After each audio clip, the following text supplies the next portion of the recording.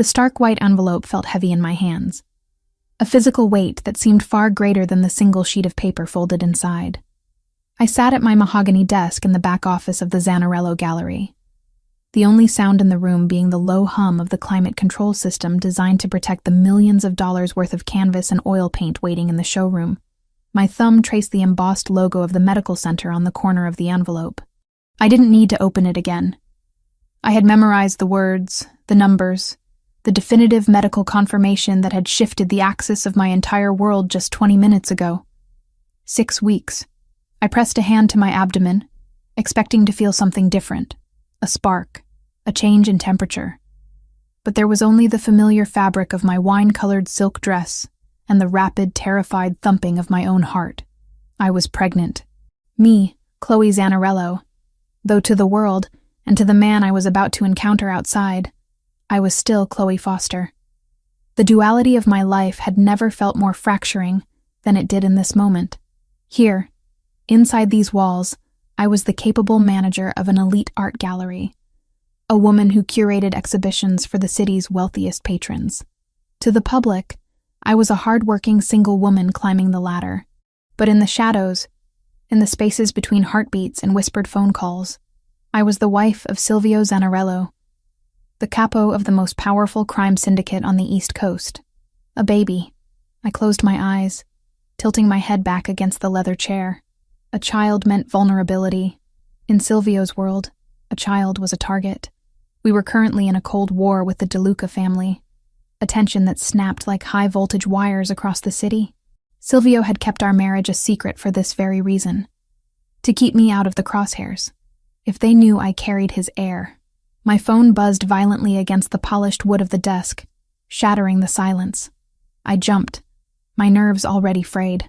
I glanced at the screen, and the small spark of hope that it might be Silvio died instantly, replaced by a heavy, familiar exhaustion. Dad. I hesitated before unlocking the screen. My relationship with Arthur Foster was a series of transactions masked as family obligations. I opened the message. They're going to break my legs, Chloe. I swear. I need $10K by Friday. Please. Just this last time. I have a winning system. I just need a bridge loan. Help your old man. I stared at the text, the desperation bleeding through the pixels. It was never the last time. It was always a bridge loan, a sure thing, a misunderstanding with a bookie. My father wasn't a bad man in his heart, perhaps, but he was a weak one. His addiction to gambling was a black hole that had swallowed my childhood and was now attempting to consume my adulthood. I typed back, my fingers trembling slightly. Dad, I paid the rent last month. I don't have $10,000 lying around. The response was immediate, aggressive in its panic. You run that fancy gallery. You deal with rich people all day. Ask for an advance. Chloe, please. These aren't nice guys. They're serious. I let out a breath that was half sigh, half sob. He had no idea. He talked about not nice guys, as if he knew what danger really looked like. He didn't know that his son-in-law was the man who made the not nice guys check under their beds at night. But I couldn't tell him. Dad had a loose tongue when he drank, and a loose tongue was a death sentence in my circle. If I didn't pay, he would get hurt. Or worse, he would get desperate enough to borrow from someone else. Someone who might be connected to the DeLucas. That was a risk I couldn't take. Not now. Not with the secret I was carrying. I logged into my personal banking app. The balance was high, entirely thanks to the salary Silvio insisted on paying me through the gallery's payroll, an amount far exceeding market rate. I felt a pang of guilt using Silvio's money to clean up my father's messes. But what choice did I have? I initiated the transfer. Sent. This is it, Dad. I mean it. If you gamble this away, you're on your own. I placed the phone face down, feeling dirty. The envelope with the pregnancy results still sat there, accusing me. I picked it up, folded it carefully, and tucked it into the inner pocket of my purse, right next to the small silver canister of pepper spray Silvio made me carry. I stood up, smoothing down the wine-colored silk of my dress. It was a new piece, elegant and fluid, moving like liquid ruby around my frame. I caught my reflection in the darkened window of the office. My hazel eyes looked wide, darker than usual, framed by the copper-red waves of my hair that cascaded over my shoulders. I looked composed. I looked like a woman who had it all together. It was the best lie I had ever told. I grabbed my beige trench coat, buttoning it up to my chin. It was late, past closing time, and the forecast had promised a storm. I needed to get to the pickup point. Silvio was coming for me himself tonight. He usually sent Rocco or a driver, but he had texted earlier saying he needed to see me. The mere thought of him, his intensity, the way he looked at me as if I were the only anchor in his chaotic sea, made my knees weak. I keyed in the security code, locking the gallery.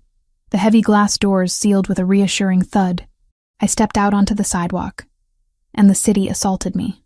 The wind was biting, carrying sheets of freezing rain that instantly soaked the hem of my trench coat. It was a miserable night, the kind where the streetlights blurred into streaks of neon on the wet asphalt.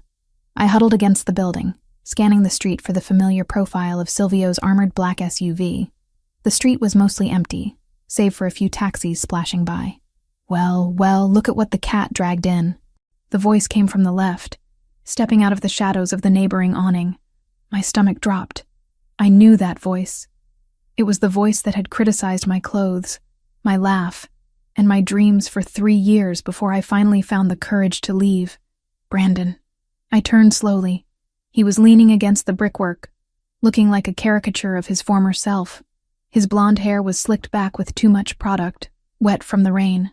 He wore a suit that was too tight, trying to project wealth he didn't have, and his smile was a jagged thing, sharp and unpleasant. Brandon, I said, my voice flat. What are you doing here? I was in the neighborhood. He lied smoothly, pushing off the wall to stand closer to me. He smelled of stale beer and expensive cologne, a nauseating combination. Saw the lights go off. Figured little Chloe was closing up shop. I'm leaving, Brandon. Go away. He chuckled, stepping directly into my path. I tried to sidestep, but he mirrored my movement, blocking me. The street was deserted.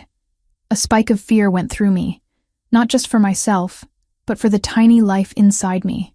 My hand drifted toward my purse, toward the pepper spray. Feisty, he sneered. He looked me up and down, his gaze lingering on my legs where the trench coat had parted slightly. You look tired, Chloe. Ragged. This job must be running you into the ground. I'm fine, I said through gritted teeth. Move. I heard about your dad, he said, dropping the bomb casually. I froze. What? Brandon smirked, enjoying the reaction. Word gets around. Arthur is in deep with some heavy hitters. I heard he was begging for cash all over town today. Let me guess. Dutiful daughter Chloe bailed him out again. That is none of your business. It makes it my business when I see you wasting your life. He snapped, his voice losing its fake charm. He took another step, invading my personal space. You left me because you said you wanted more. You wanted a real life. And look at you, standing in the rain, waiting for a cab, paying off your loser father's debts. He reached out, his fingers digging into the sleeve of my coat. I tried to pull away, but his grip was surprisingly strong.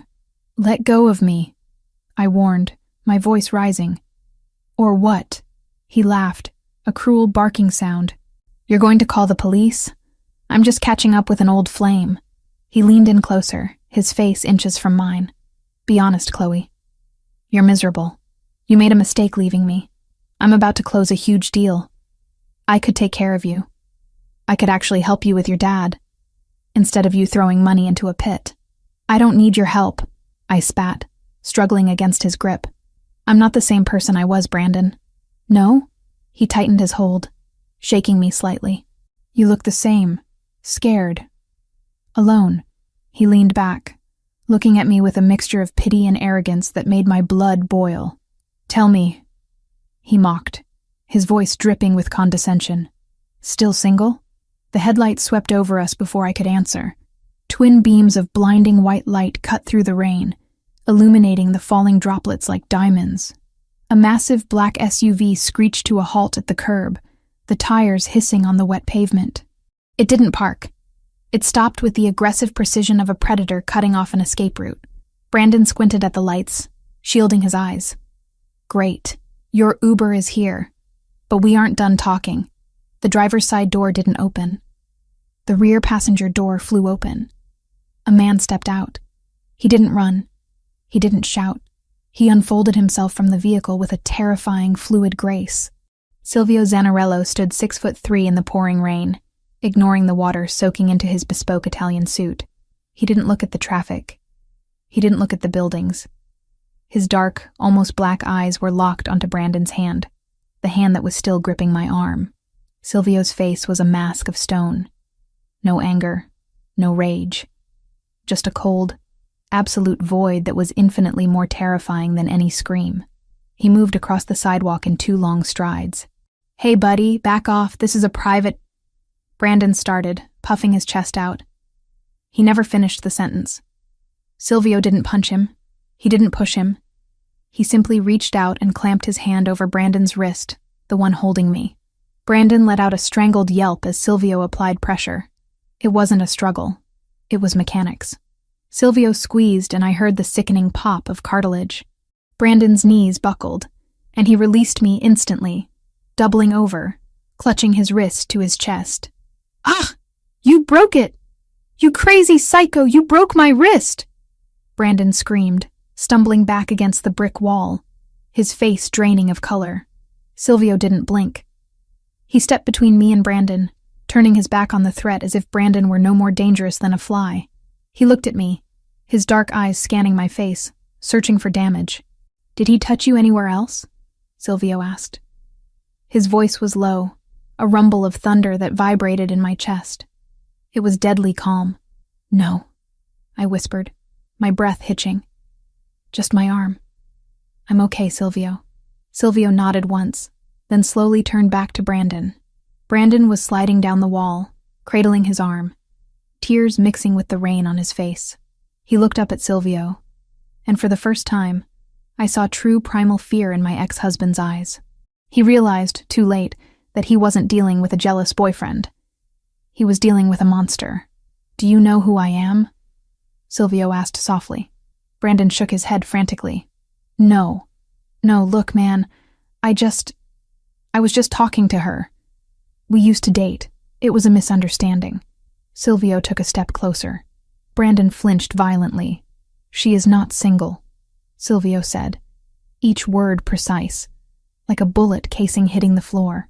She is not alone, and she is certainly not available for the likes of you. Silvio leaned down, bringing his face level with Brandon's. The rain plastered Silvio's black hair to his forehead, making his sharp features look even more severe. He looked like a fallen angel, beautiful and devastating. The air you breathe right now, Silvio whispered, loud enough for only us to hear, is a courtesy I am extending to you. Do not test my generosity again. I won't, Brandon sobbed. I swear, I'm going. Silvio straightened up, his disgust palpable. He didn't touch Brandon again. He didn't need to. He had reduced the man who had tormented me for years into a weeping puddle on the sidewalk in under 30 seconds. Silvio turned to me, and the ice in his eyes melted instantly, replaced by a searing warmth. He reached out, his large warm hand cupping my cheek, his thumb brushing away a raindrop, or maybe a tear. Get in the car, tesoro, he murmured. The Italian endearment, my treasure, rough and tender in his mouth. You're freezing. He guided me toward the open door of the SUV, his hand firm on the small of my back.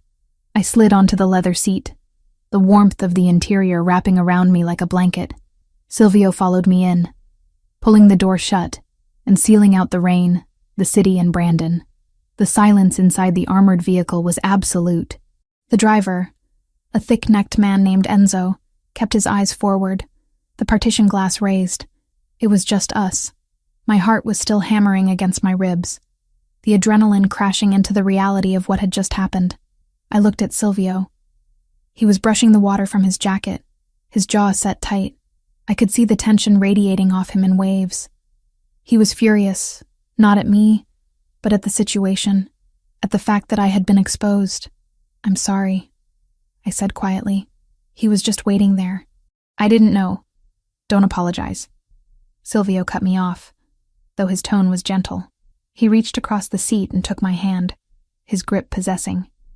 He looked at my wrist where Brandon had grabbed me. There was already a faint redness there. Silvio's eyes darkened, a flash of violence returning to his gaze before he suppressed it. He lifted my wrist to his lips, pressing a soft kiss to the skin. I should have been here sooner.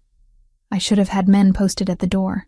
You can't guard me every second of the day, Silvio, I said, though tonight proved maybe he should. I can, he countered, his eyes meeting mine. And I will.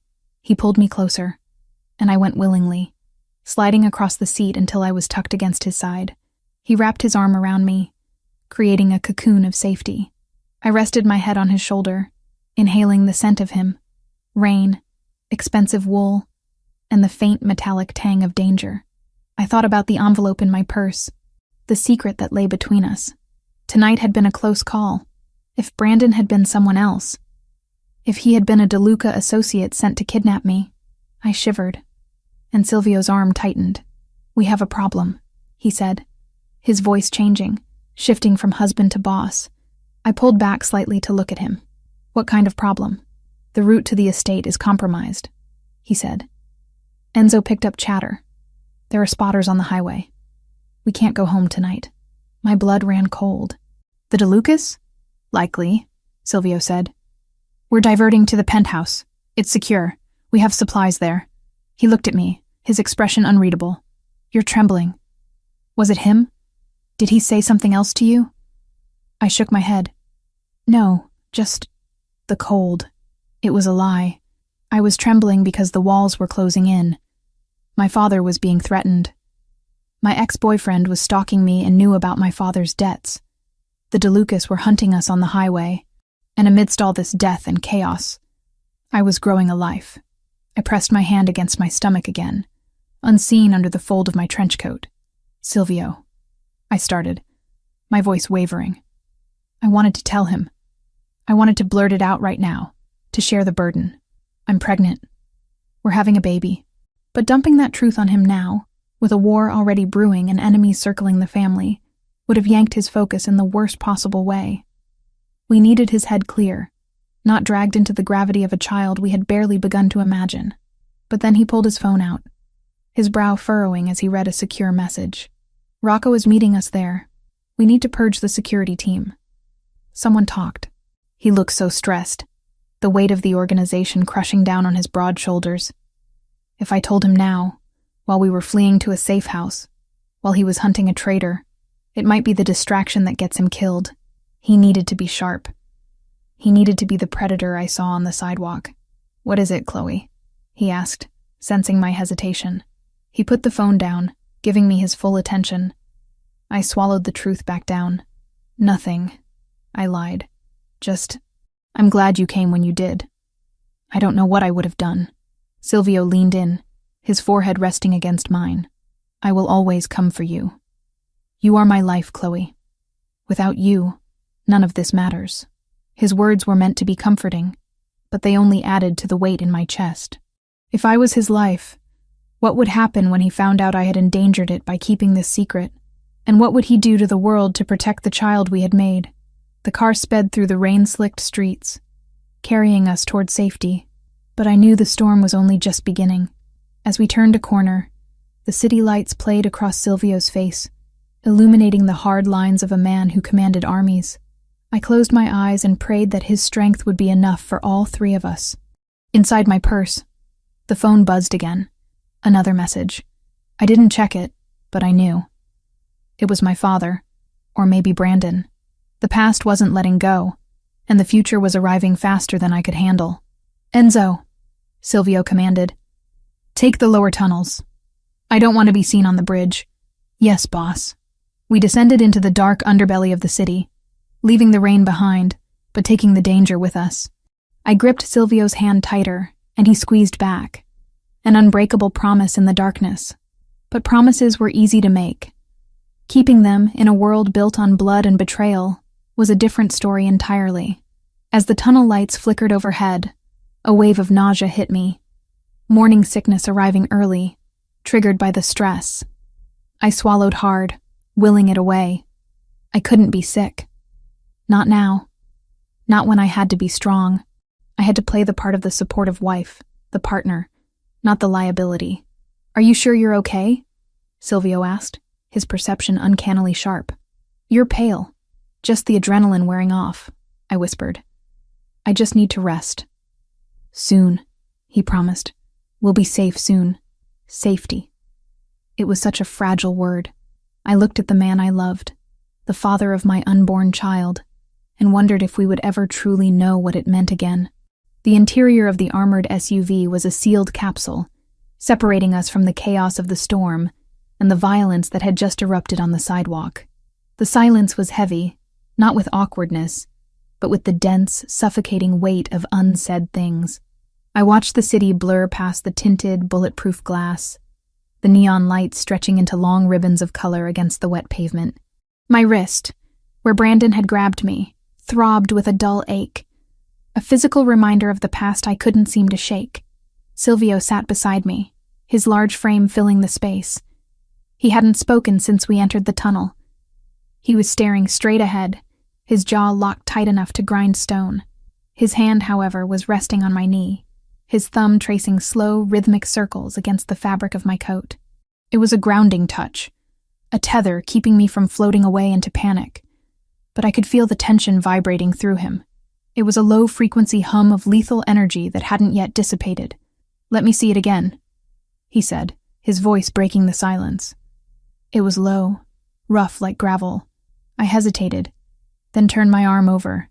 He pushed the sleeve of my trench coat up with careful precision. The red marks from Brandon's fingers were beginning to darken, standing out starkly against my pale skin. Silvio stared at the bruising, his eyes narrowing. I saw a flash of that same cold void I had witnessed on the street, the look of a man who calculated retribution in terms of bone and blood.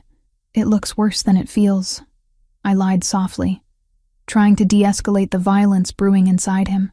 "He didn't hurt me, Silvio. He just startled me." "He touched you," Silvio corrected, his tone leaving no room for argument. He lifted my wrist, pressing his lips to the pulse point, his breath warm against my skin. He put his hands on my wife. "In my world, men have been buried for looking at you the wrong way. He is lucky I only took his wrist." "You did more than take his wrist," I pointed out, recalling the sickening sound of the snap. "You terrified him." "Good." Silvio lowered my hand but didn't let go, interlacing his fingers with mine. His grip was firm, possessive. Fear is a language men like him understand. Respect is foreign to them, but pain is universal. I leaned my head back against the headrest, closing my eyes. I should have been repulsed by the casual violence, by the way he spoke of hurting another human being. But I wasn't. God help me, I wasn't. After years of feeling small, of feeling hunted by Brandon's psychological games and my father's financial emotional blackmail, sitting next to a monster who roared on my behalf felt like safety. It was a twisted, dark kind of safety, but it was the only kind that had ever felt real. The car swerved slightly as we merged onto the expressway, and my stomach lurched in protest. The nausea I had suppressed earlier surged back with a vengeance. I swallowed hard, fighting the urge to gag. It wasn't just the motion. It was the secret burning a hole in my purse, the white envelope, the 6-week-old reality growing inside me. I looked at Silvio's profile. He was already back in boss mode, his eyes scanning the mirrors, his mind likely running through security protocols and potential retaliation scenarios. If I told him now, if I said, "Silvio, I'm pregnant," the focus would shift instantly. He would stop thinking about the DeLucas and start thinking about cribs, doctors, and islands in the Mediterranean where he could hide me. But we weren't safe yet. I could feel it in the way Enzo, our driver, was gripping the steering wheel. I could feel it in the way the car accelerated, pushing the engine to a low growl. To distract him now would be dangerous. A distracted king loses his crown, and often his head. "Enzo," Silvio said, his voice changing pitch, sharpening. "Why are we in the left lane? The exit for the estate is on the right." Enzo didn't look back. His eyes were darting between the rearview mirror and the dashboard navigation. "I'm seeing a blockage ahead, boss. 2 sedans, stationary, lights off, half a mile from the exit ramp." Silvio's body went rigid, He didn't panic. He simply became more alert, like a wolf catching a scent on the wind. He pulled his phone from his jacket pocket, tapping the screen with rapid, efficient movements. "Spotters," Silvio murmured. "They're waiting for the choke point."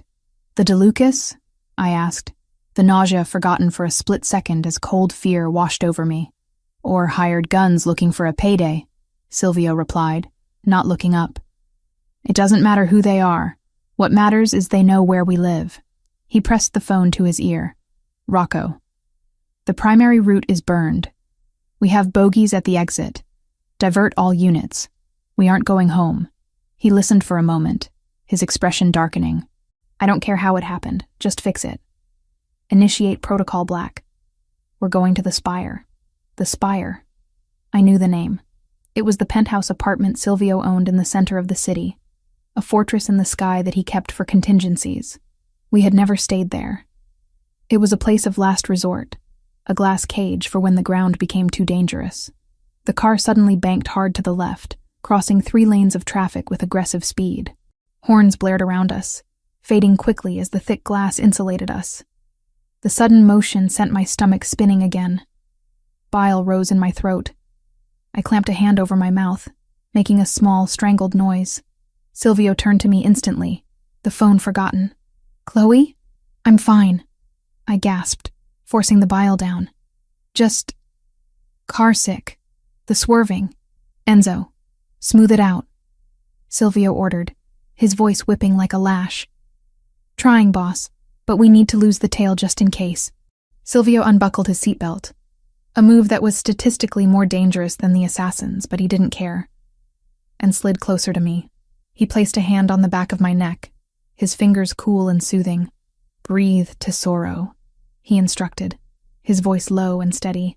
"Focus on me. Look at me." I opened my eyes and locked onto his. Dark, infinite, and terrifyingly calm. He was the eye of the storm. "We are secure," he promised. "This vehicle can withstand a rocket-propelled grenade. Enzo is the best driver in the state, and I am right here. No one touches you. Do you understand?" I nodded, gripping his lapel with my free hand. "I know. I'm okay. Just water?" Silvio reached into the refrigerated compartment between the seats and pulled out a bottle of sparkling water. He cracked the seal and handed it to me. The cold carbonation helped settle the roiling in my gut. I took small sips, grateful for the distraction. "Protocol Black," I whispered, wiping my mouth. "That sounds serious." "It means we go underground for a few days," Silvio said, watching me closely. "It means nobody in or out until we flush the rats." "Rats?" "Someone gave up the route, Chloe." The admission seemed to pain him physically. He looked away, staring out at the rain-streaked window. Only 3 people knew we were taking the bridge tonight. Me, Enzo, and Rocco. I stared at the back of Enzo's head. The driver remained stoic, focused entirely on the road. "You don't think—" I started, keeping my voice a whisper. "Enzo is driving the car," Silvio murmured. "If he wanted us dead, he could have driven us into a wall 10 miles ago. And Rocco, I would trust Rocco with my life." "Then who?" "That," Silvio said, his eyes hardening into flint, "is what I intend to find out. But until I do, I cannot trust the walls of our own home." The rest of the drive was a blur of high-speed turns and back alleys. We entered the city center not through the main avenues, but through the service districts, navigating the labyrinth of steel and concrete, like a ghost ship. Finally, the SUV descended a steep ramp into an unmarked parking garage beneath one of the tallest skyscrapers in the financial district. The garage was empty, save for 2 other armored vehicles parked in strategic positions. Heavy steel shutters slammed down behind us, sealing us in. "We're here," Enzo announced, his voice tight. Silvio opened the door before the vehicle had come to a complete stop. He stepped out, scanning the concrete bunker, his hand hovering near the holster beneath his jacket. He offered a hand to me. "Come." I stepped out, my legs feeling shaky. The air down here was stale and smelled of oil and cold concrete. It felt like a bunker. It was a bunker. We bypassed the main lobby elevators, heading instead toward a heavy steel door marked Maintenance. Silvio placed his palm against a scanner panel. A red laser swept over his hand, followed by a mechanical beep and the heavy clank of locks disengaging. "Biometrics?" I asked, impressed despite the circumstances. "And thermal imaging," he added. If my body temperature was off by 2 degrees, indicating stress or coercion, the door wouldn't open. It would lock down and vent halon gas into the vestibule. I stared at him. "You have a kill room in the basement of a residential building?" "I have a survival room," he corrected, ushering me inside the private elevator. Perspective, Chloe. The ride-up was fast, the pressure change popping my ears. When the doors slid open, we weren't in a hallway. We stepped directly into the penthouse. It was breathtaking and completely soulless. Floor-to-ceiling windows offered a panoramic view of the storm-lashed city, but the glass was thick, distorted slightly by the laminates that made it bulletproof. The furniture was modern, sharp angles of black leather and chrome. There were no photos, no personal touches, no warmth. It looked like a showroom for a villain in a spy movie, pristine and cold. "Do not go near the windows until I activate the blackout shades," Silvio ordered, moving immediately to a control panel on the wall. I stood in the center of the vast living room, clutching my purse against my stomach. The nausea was back, triggered by the sudden stop of the elevator and the sheer height of the room. "I need the bathroom," I blurted out. Silvio pointed down a long corridor. "First door on the right. The water is filtered. There are fresh towels." I dropped my bag on a black leather ottoman, making sure it didn't tip over, and hurried down the hall. I barely made it. I locked the door, sank to my knees on the cold marble tiles, and retched into the pristine porcelain bowl. Nothing came up but water and acid, but the spasms left me shaking and teary-eyed. I sat back on my heels, resting my forehead against the cool rim. Pregnant. This was the reality of it. Not just cute baby shoes and nursery rhymes, but hiding in a bathroom in a safe house, while my husband secured the perimeter against assassins. "Chloe?" Silvio's voice came from the other side of the door. He was knocking softly. "Are you all right? You've been in there a while." I flushed the toilet and scrambled to the sink, splashing cold water on my face. I grabbed a small bottle of mouthwash from the vanity. It was stocked like a hotel, and gargled quickly. "I'm fine," I called back, my voice sounding strained even to my own ears. "Just washing up. The rain made me feel grimy.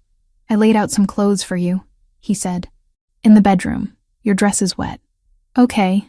Give me a minute." I stared at myself in the mirror. My skin was pale, almost translucent, making the dusting of freckles across my nose stand out. I looked terrified. I needed to pull it together. I was Chloe Zanarello. I was the wife of the boss. I couldn't fall apart. I took a deep breath, squared my shoulders, and exited the bathroom. Silvio was waiting in the hallway. He had discarded his wetsuit jacket and his shoulder holster, now wearing just his white dress shirt with the sleeves rolled up to his elbows, revealing the intricate tattoos that wrapped around his forearms. He looked weary. "Bedroom is there," he gestured. I walked into the master suite. On the massive king-sized bed lay a robe. It wasn't the plush terry cloth I expected. It was gold silk, shimmering under the recessed lighting. It looked like liquid metal. I stripped off my damp dress, leaving it in a pile on the floor. I felt a moment of vulnerability standing naked in this strange room, my hand drifting automatically to the slight, almost imperceptible curve of my lower belly. "We are going to be okay," I told the tiny cluster of cells. "He won't let anything happen to us." I pulled on the gold robe. It was oversized, clearly meant for a guest, but the silk felt luxurious against my skin. I tied the sash tight, armor of a different kind. When I returned to the living room, the blackout shades had descended, plunging the room into a dim, amber gloom, lit only by the low accent lights. Silvio was standing by a wet bar, pouring a glass of amber liquid. He didn't drink it. He just held the glass, staring into the depths of the whiskey. "Better?" he asked, turning to look at me. His eyes swept over the gold robe, and for a second, the hardness in his face softened. "You look like a queen, even in a crisis." "I don't feel like a queen," I admitted, walking over to him. I feel like a piece on a chessboard that keeps getting moved around without knowing the rules. Silvio set the glass down with a sharp clink. You are not a pawn, Chloe. You are the queen, and the queen is the most powerful piece on the board. That is why they come for her. He reached out, pulling me between his legs as he leaned against the bar. Rocco is on his way. He's scrubbing the team. We're going to find out who sold the root. You said only 3 people knew. I reminded him. You, Enzo, and Rocco. Digital footprints, Silvio said, shaking his head. It could have been a hack, a bug in the car, or... He trailed off, his expression turning pained. Or someone isn't as loyal as you think. I finished for him. Silvio sighed, resting his forehead against my shoulder. The vulnerability of the gesture shocked me. He was exhausted. I hate bringing you into this, he murmured into the silk of my robe. I wanted to keep the gallery separate. I wanted you to have a normal life, Chloe. Art, charity dinners, annoying fathers, not safe houses and escape tunnels.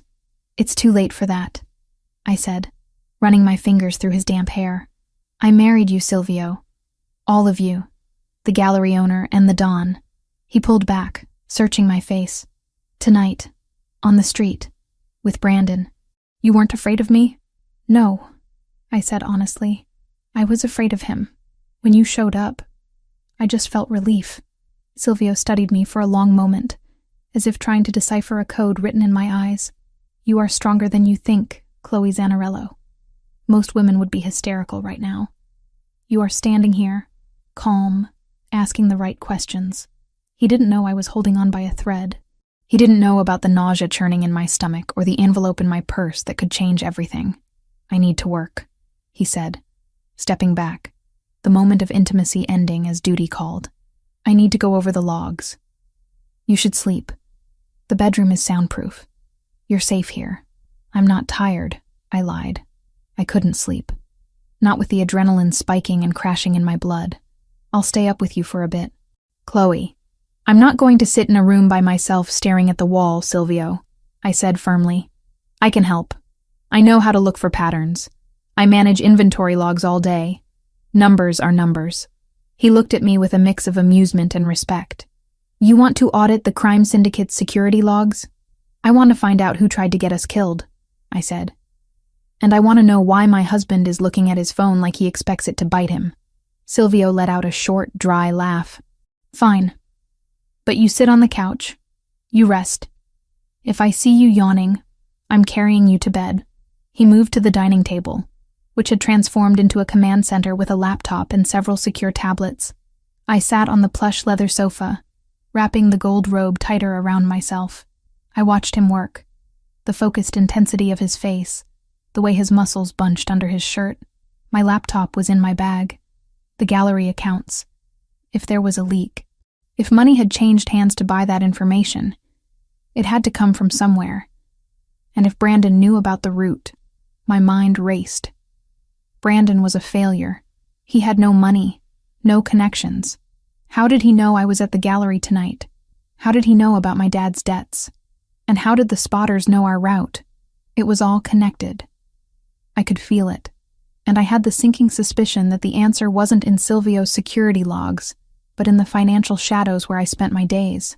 I waited until Silvio was deep in a conversation with Rocco on the phone before I quietly reached for my bag. I needed to see. I needed to know if the rot was coming from outside, or if it was growing right in the middle of the life I was trying so hard to protect.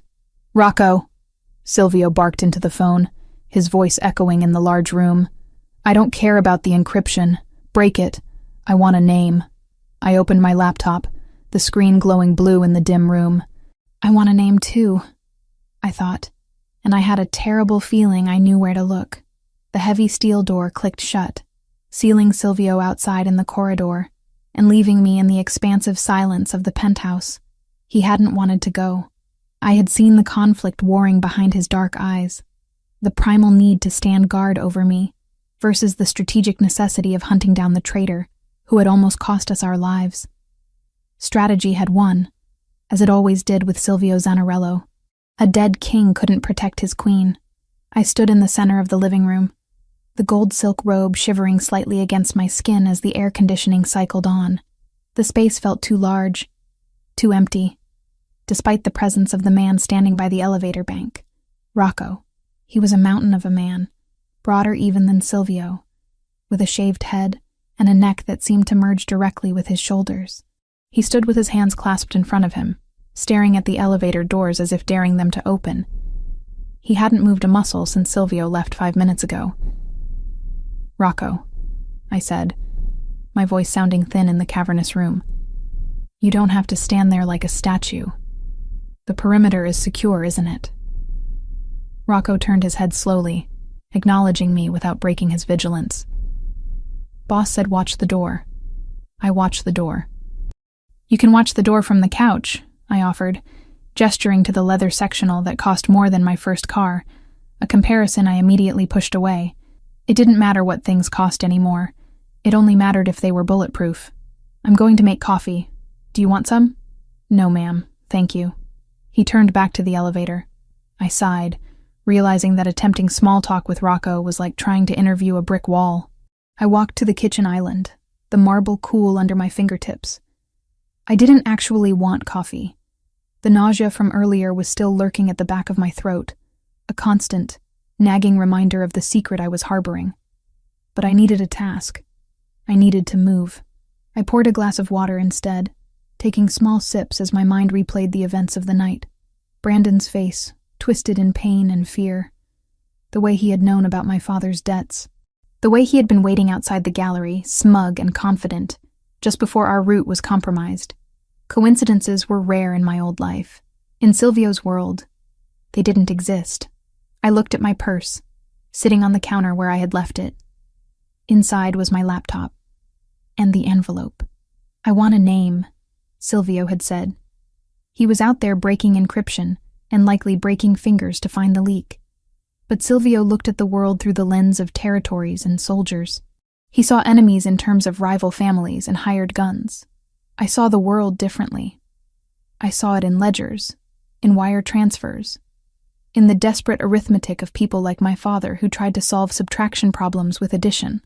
I pulled the laptop out, the aluminum casing cold in my hands. I carried it to the dining table, sitting with my back to the wall, facing Rocco and the entry points. It was a habit I had picked up from Silvio without even realizing it. I opened the gallery's secure server. The screen flared to life, casting a blue glow over the table. "Ma'am?" Rocco's voice was deep, startled. "Boss said you should sleep." "I can't sleep, Rocco," I said, my fingers already flying across the keyboard. "And since I'm awake, I might as well be useful. Unless you have orders to confiscate my computer?" Rocco hesitated, clearly weighing his instructions. "No orders about computers, just safety." "Then I'm safe," I said, not looking up. "Keep watching the door." I logged into the gallery's shadow accounts. Officially, the Zanarello Gallery was a legitimate business. Unofficially, it moved significant amounts of capital that needed to be cleaned. I knew the flows better than anyone. I knew every vendor, every contractor, every cleaning service. If someone had sold us out, money had changed hands. Information like the boss's travel route wasn't given away for free. It was a high-value commodity. I started with the obvious. The security team. Enzo's payroll, Rocco's, the shift guards. Nothing. Their accounts were clean, steady, loyal. Silvio paid them enough that bribery would have to be astronomical to turn them. I widened the search. Who else knew the schedule? The gallery staff didn't know Silvio was picking me up. I hadn't told anyone. But Brandon had been there, waiting. I opened a new tab, accessing a public records database that Silvio had given me a backdoor key to. It wasn't legal, but it was thorough. I typed in Brandon Miller. The results were pathetic. A string of maxed-out credit cards, an eviction notice from 6 months ago, and a failed business filing for a consulting firm called BM Strategies. He was drowning. He had no assets, no leverage. So how did he afford the suit he was wearing tonight? How did he know about my father's $10,000 debt? My father. My stomach clenched. Not from morning sickness this time, but from a sickening drop of intuition. I opened another window and pulled up my father's financials. I had his banking passwords. He had given them to me years ago during one of his "I'm going to change" phases so I could monitor his spending. I hadn't looked in months, afraid of what I'd find. I logged in. The balance was negligible. The $10,000 I had sent him earlier was there, sitting in the pending transactions. But then I saw it. A series of small deposits over the last 3 weeks. 500 here, 200 there, just enough to keep him afloat, keep him gambling. The source of the deposits was a generic LLC, Veritas Holdings. I traced Veritas Holdings. It was a shell company, registered in Delaware, with a mailing address that routed to a P.O. box in Jersey City. Dead end. Standard procedure for anyone trying to hide money. But then I saw the timestamp on the most recent deposit to my father, unrelated to the one I sent. It was from 3 days ago. I went back to the gallery logs. I cross-referenced Veritas Holdings with our vendor list. Nothing. I sat back, rubbing my temples. I was missing something. The connection between Brandon, my father, and the attack. They were the 2 weak points in my armor. The only 2 people outside the organization who knew me well enough to predict my movements. Think, Chloe. You're the wife of a kingpin. Think like a predator. Brandon had mocked me. Still single? He was trying to provoke a reaction. He wanted to know if Silvio was in the picture. Why? To confirm the target. I went back to Brandon's consulting firm, BM Strategies. I ran a deep search on its recent activity. It was dormant, dead in the water. But wait, there was a registered affiliate added 2 weeks ago, a partner entity. Veritas Holdings. My breath hitched. Brandon was listed as a signatory for the shell company that was feeding my father gambling money. The pieces slammed together with terrifying clarity. Brandon wasn't just a bitter ex. He had been recruited. Someone, the DeLucas, almost certainly, had found him. They had used his hatred of me and his desperation for money. They gave him cash to set up a shell company. Then, Brandon used that company to feed my father's addiction, buying his loyalty, or, more likely, his loose tongue. My father didn't need to be a mastermind. He just needed to be drunk and talkative. Brandon gets him drunk, asks about little Chloe, asks about her rich husband. When does he pick her up? What car does he drive? And tonight, Brandon was the spotter. He wasn't there to win me back. He was there to confirm I was leaving the gallery so the hit squad on the highway knew the timeline. The "still single" comment wasn't a taunt. It was a verification of identity and accompaniment. I looked at the clock on my laptop. The timestamp of the ambush on the highway matched perfectly with a ping from Brandon's cell phone tower data, which I could see now that I linked him to the shell company. I had the proof. I had the name. "Rocco," I said, standing up, my heart hammering against my ribs. "I need to call Silvio, now." Rocco turned, his brow furrowing. "Boss is in a secure meeting. Radio silence unless it's an emergency." "This is an emergency," I said, grabbing the laptop. "I know how they found us. It wasn't a leak in your team. It was..." The lights went out. It wasn't a flicker. It was an instantaneous, absolute plunge into darkness. The hum of the refrigerator died. The air conditioning unit groaned and silenced. The blue light of my laptop screen was the only illumination in the sudden, suffocating void. "Get down!" Rocco roared, his voice booming in the dark. I heard the distinct sound of a slide racking back on a heavy weapon. Rocco was moving, his heavy boots thudding against the floorboards. "What's happening?" I whispered, dropping into a crouch behind the kitchen island. "Power cut!" Rocco barked. "Systems are down. This isn't a storm outage." The backup generator should have kicked in instantly. The generator didn't kick in. The silence stretched, thick and heavy. They hacked the building, I realized, the horror washing over me. Silvio said this place was a fortress. A fortress with electronic locks. Rocco growled from somewhere near the door. "Ma'am, stay exactly where you are. Do not move." I stared at my laptop. The signal bars in the corner vanished. Wi-Fi was gone. I pulled my phone from my pocket. No service. They were jamming the signals. We were blind, deaf, and trapped in a glass box 50 stories in the sky. "Rocco, they're coming," I said, my voice trembling but my mind surprisingly clear. If they cut the power, they bypassed the biometric scanners on the elevator. I know, he said. I'm watching the elevator manual release. I looked down at myself. The gold silk robe. I was barefoot. I was pregnant. And I was about to be in the middle of a war zone. The baby. A fierce, white-hot instinct flared in my chest. I couldn't just crouch here and wait for Rocco to save me. Rocco was one man. If a team was coming up that elevator, he would be overwhelmed. I needed to get to the panic room. Rocco, the panic room, I hissed. Is it electronic? Hydraulic manual override inside the master closet, Rocco shouted back, never taking his eyes off the entrance.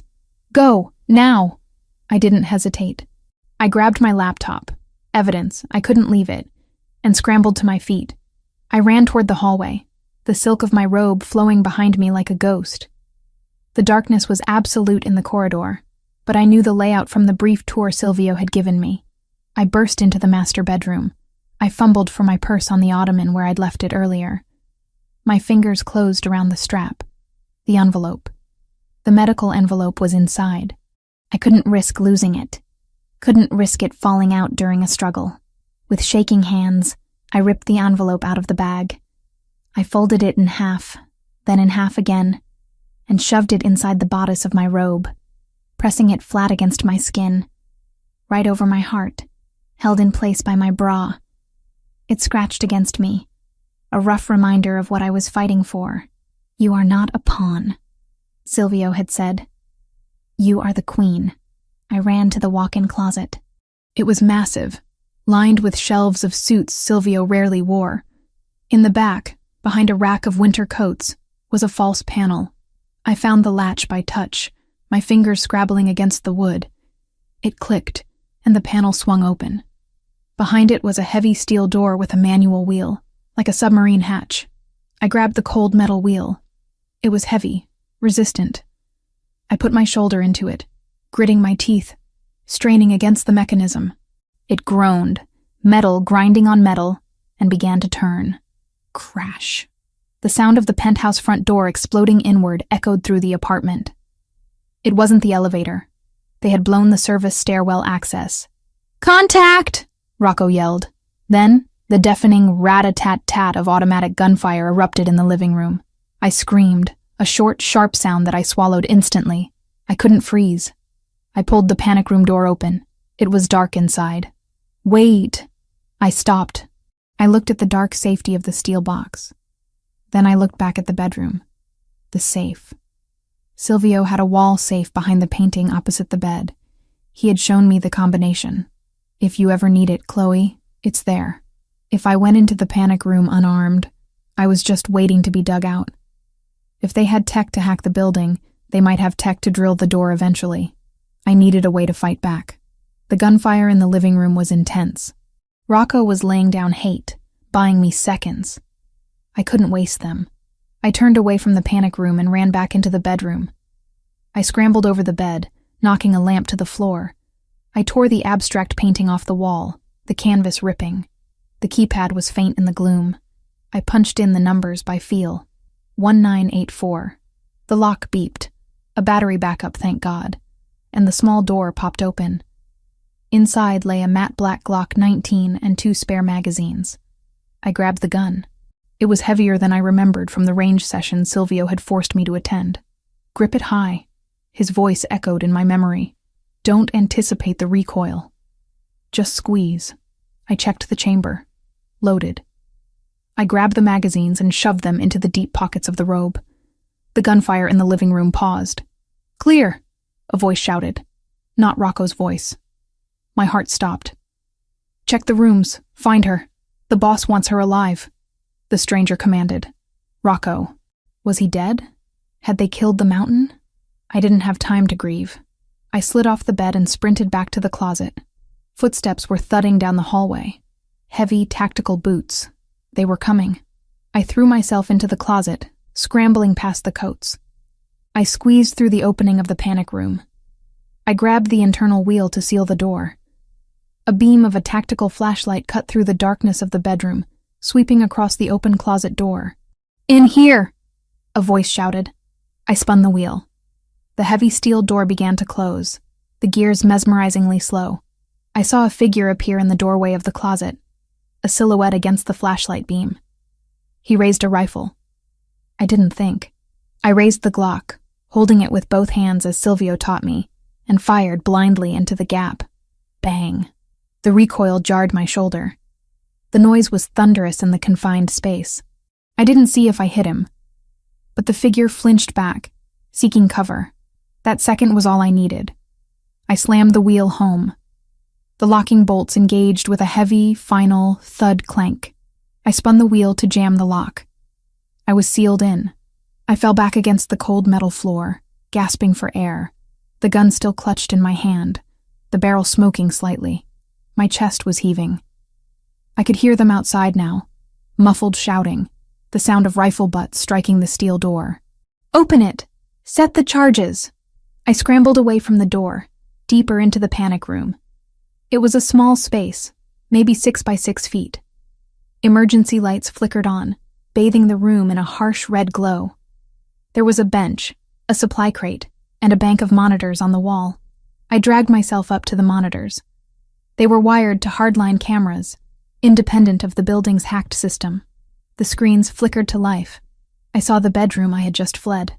3 men in full tactical gear, faces covered by balaclavas, were examining the panic room door. One of them was setting a strip of C4 explosive on the hinges. They weren't DeLucas. The DeLucas were messy, loud. These men moved with military precision. They were mercenaries, high-end, expensive, and on the floor of the living room, I scanned the other monitor. The living room was a wreck, furniture overturned, drywall shredded. But there was no body. Rocco wasn't there. There was a trail of blood leading behind the kitchen island, but no corpse. He might be alive. He might have retreated. I looked down at myself. The gold robe was stained with dust from the closet floor. My hand was shaking so hard the gun rattled against the bench. I placed it down carefully. I reached into my robe, my hand trembling as I touched the skin over my heart. I pulled out the envelope. It was crumpled, bent at the corners, but intact. I pressed it to my lips. A silent prayer. "We are still here," I whispered to the empty room. "We are still here." On the screen, the man signaled his team. They were ready to blow the door. I grabbed the gun again and moved to the corner of the room, behind the heavy steel reinforcements. I pointed the muzzle at the door. If they blew it, if they came in, I had 15 rounds in the magazine. I wouldn't go quietly. I was Mrs. Silvio Zanarello. I was the mother of his heir. And I would burn the world down before I let them touch me. Suddenly, on the living room monitor, the elevator doors, the ones that had been hacked shut, forced open with a screech of tortured metal. A hand, large and bloody, gripped the frame. Silvio. He wasn't waiting for the software to be fixed. He had pried the doors open with brute force. He pulled himself into the room, his suit jacket gone, his white shirt stained with grime and... was that blood? He scanned the room, his face a mask of absolute, terrifying fury. He saw the mercenaries in the hallway. He didn't take cover. He drew 2 handguns from his waistband and began to walk forward, firing with a rhythmic, mechanical cadence. Bam, bam, bam. I watched on the screen, mesmerized. He was death incarnate. He was my husband. Silvio. I breathed, my hand touching the cold screen. The mercenary at my door turned, hearing the commotion behind him. He didn't have time to react. I watched as the battle for my life began, separated by 3 inches of steel and a black and white monitor. But in my mind, I was running the numbers again. Brandon, the shell company, the timing. If we survived this, if Silvio survived this, the person responsible wasn't going to get a trial. I gripped the gun tighter. Come and get me, I thought. My husband is home. The monitor flickered with static before stabilizing, revealing the grainy black and white nightmare unfolding in my own living room. I watched. My breath caught in a throat raw from silent screaming, as Silvio moved through the debris of the penthouse like a storm made flesh. The screen showed him advancing on the mercenaries, his movements precise, brutal, and terrifyingly efficient. There was no hesitation in him, no fear, only a singular, destructive purpose that turned my blood to ice, even as it ignited a fierce pride in my chest. He was a monster, but he was my monster. The gunfire outside the heavy steel door of the panic room had ceased, replaced by the heavy, ominous silence of the aftermath. I gripped the Glock 19 with sweaty palms, my knuckles white, pointing the muzzle at the wheel of the door. I knew it was Silvio out there. I had seen him on the screen. But instinct, primitive and screaming, told me not to lower my guard until I saw his face with my own eyes. "Chloe!" His voice roared through the layers of steel, muffled but unmistakable. It wasn't the smooth, commanding baritone I heard over dinner. It was a raw, jagged sound, torn from the throat of a man who thought he had lost everything. "I'm here," I screamed back, my voice cracking. "I'm in the vault!" I heard the heavy screech of the outer locking mechanism. The wheel in the center of the door began to turn from the outside. I scrambled backward, lowering the gun but keeping it within reach, my heart hammering against my ribs like a trapped bird. The envelope tucked inside my robe scratched against my skin, a constant, physical reminder of the stakes. The door swung open with a groan of heavy hinges. Silvio filled the doorway. The hallway light behind him cast him in silhouette. But as he stepped into the red emergency lighting of the panic room, the details leaped out at me. His white dress shirt was ruined, splattered with grime and dark wet spots that I prayed weren't his blood. His hair was wild, falling over his forehead, and his chest was heaving, but it was his eyes that undid me. They were wide, frantic, scanning the small space until they landed on me huddled in the corner. Chloe. He crossed the distance between us in a single stride, dropping to his knees. He didn't care about the gun on the floor. He didn't care about the tactical situation. He grabbed me, his hands patting down my arms, my shoulders, my face, searching for injuries with desperate intensity. "Did they touch you? Are you hurt? Tell me." "I'm okay," I gasped, the air rushing back into my lungs in a sob. "I'm okay, Silvio." I locked the door. I fired a shot. They didn't get in. He pulled me into his chest, burying his face in my neck. I could feel him shaking, a fine, high-frequency tremor that vibrated through his rigid muscles. He smelled of cordite, sweat, and copper. It was the scent of violence. But I clung to him, wrapping my arms around his broad back, burying my hands in his ruined shirt. I thought. He trailed off, his voice thick. He pulled back, gripping my face between his large, rough hands. When I saw the door, when I heard the breach charges, "I'm here," I repeated, trying to anchor him. "We're safe." "Rocco is down," he said, the words harsh. He took 2 rounds to the vest and 1 to the leg. He held the line as long as he could. "Is he? He's alive. Medics are incoming. But we have to move. This location is burned." He stood up, pulling me with him. The sudden motion was a mistake. The adrenaline that had sustained me for the last 20 minutes suddenly evaporated, leaving a cavernous void in its wake. My vision tunneled, the edges turning gray and fuzzy. The room tilted dangerously to the left. A wave of nausea, sharper and more violent than before, crashed over me. "Chloe?" Silvio's voice sounded like it was coming from underwater. My knees gave way. I felt myself falling, the floor rushing up to meet me, but I never hit it. Silvio caught me, his arm sweeping under my knees, scooping me up against his chest as if I weighed nothing. "Enzo, get the medic up here, now!" Silvio roared, his voice deafening. The world was spinning. I tried to speak, to tell him it was just the stress, but my tongue felt heavy. As my head lolled back against his shoulder, the silk robe loosened. The friction of the movement dislodged the envelope I had hidden so carefully against my heart. It slipped out. I felt it go. I tried to grab it, my hand flapping uselessly in the air, but my coordination was gone. The white envelope fluttered down, landing on the metal floor of the panic room with a soft slap that seemed to echo louder than the gunshots. Silvio froze. He looked down.